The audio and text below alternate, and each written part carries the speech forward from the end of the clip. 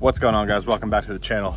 I'm here with the Drift-V. We're going to do a quick look at the angle kit, take a wheel off, and I'm going to try something else here to help with clearance and show you where we're hitting and things like that. So let me pull this wheel off and we'll see what we got after a full track day at E-Town with the StanceCo angle kit, the first prototype kit.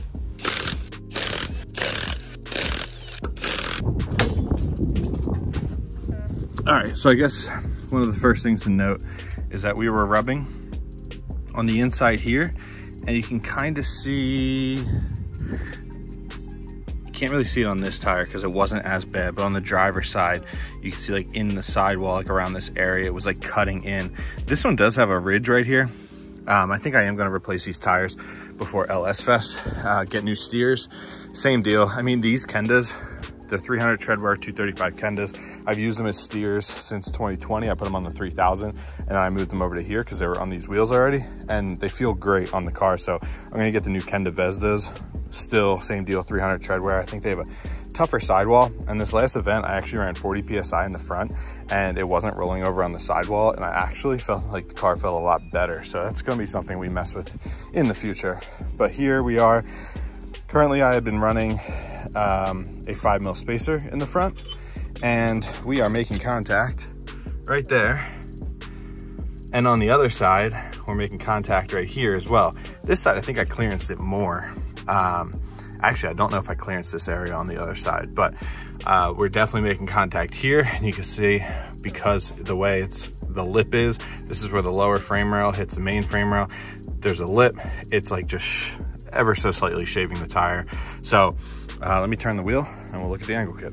An interesting thing that I found is that the car doesn't actually, when it's jacked up, it won't go to the true full lock that it has under compression, because it seems like when the car is at full droop like this and there's no weight on it, the block actually touches the lower control arm. But when everything is seated down, this block does not come in contact with the lower control arm.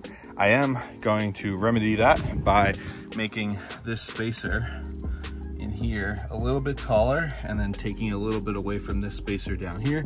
That way we will we'll be able to swing above the lower control arm when the car is jacked up. But let's take a look here. So we have our first mark here. This is where our existing tie rod pickup point was.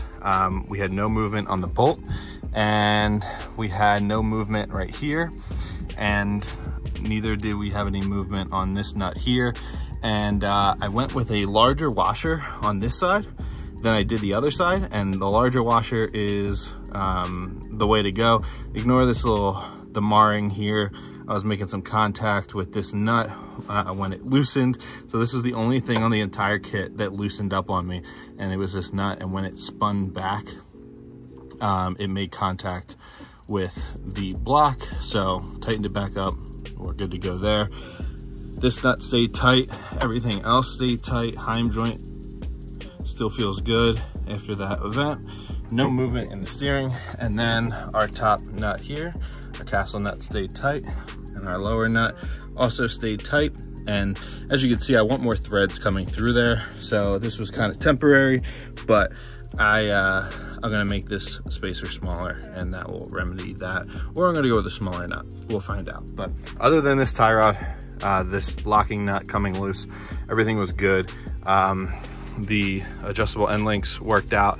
I am gonna do longer bolts than what I have in there right now, but nothing came loose. Everything held tight. Everything worked well. So pretty good there. Now what I'm going to try and do is I would like to try, I have these 15mm spacers that I want to give a shot at.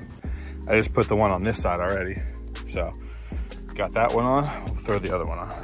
So I got these 15mm spacers, and they're actually a 5x115 hub pattern, but then they step down to a 5x114.3. So my fronts will actually be the proper wheel on the proper bolt pattern, because us CTS-V guys, when you go 5 lug and you want 5x114, you just run the 115 hubs and it all works. So my idea is that that'll prevent me from hitting the frame rail potentially, but I think I'm gonna come in contact with this lip right here. So over here,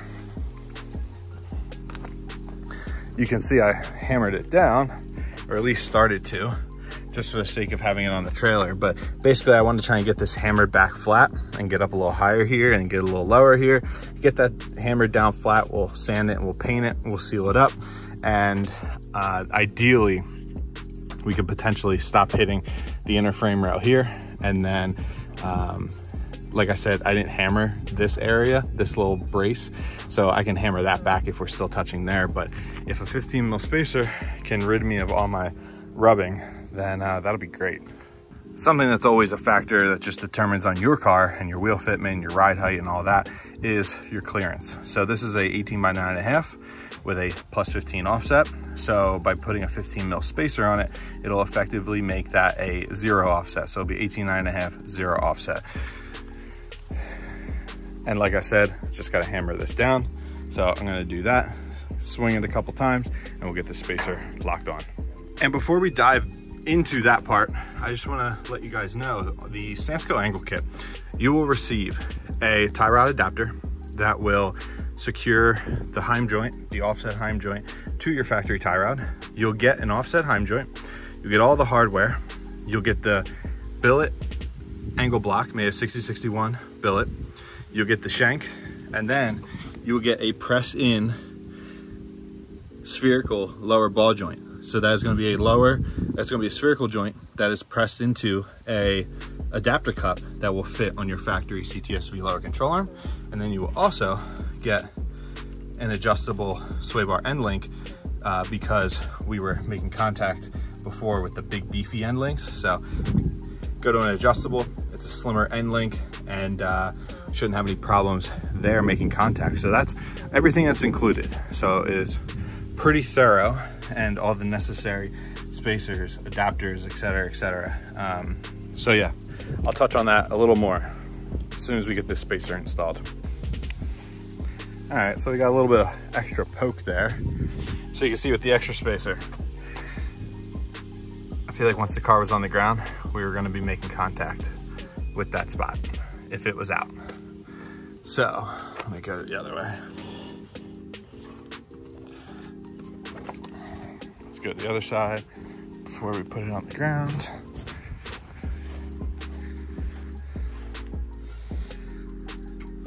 You can see in there. So we shouldn't hit once this thing is on the ground.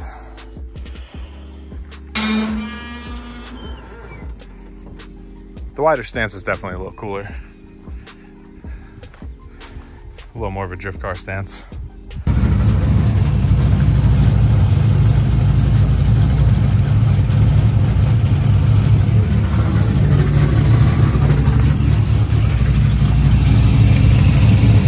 Yeah, I think we'll be good for clearance there. Let's try and go to a full lock.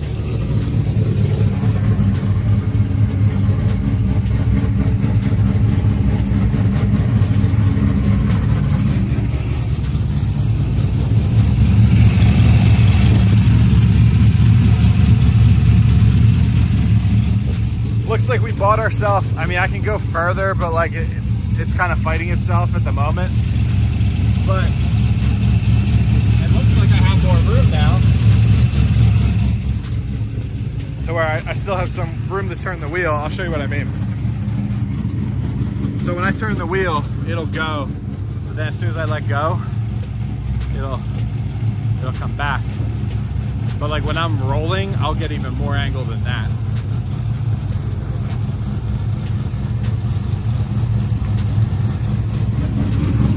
Let's go check clearance on the other side.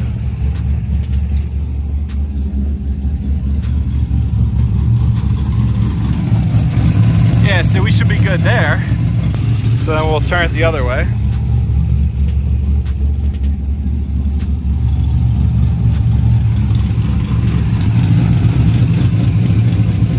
And it looks like under compression, we might touch the top of the wheel well. But inside, again, same deal. We bought ourselves a good bit of room there. So I think a 15 mil spacer will actually help us. So I'll probably hammer this some more till it's like laying flat. And like I said, on the other side, I'll clean it up. But I think that might be good. Let me see what the front looks like, the front clearance. We'll watch the front fender.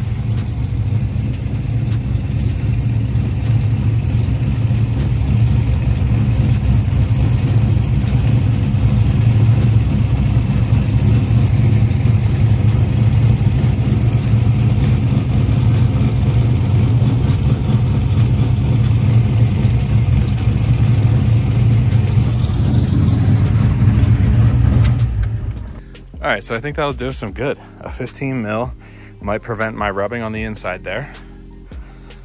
We get a little more of a drift stance. And by hammering that lip down, we should be making contact. And if anything, like I said, if we're gonna be making contact in there, we can always clearance that.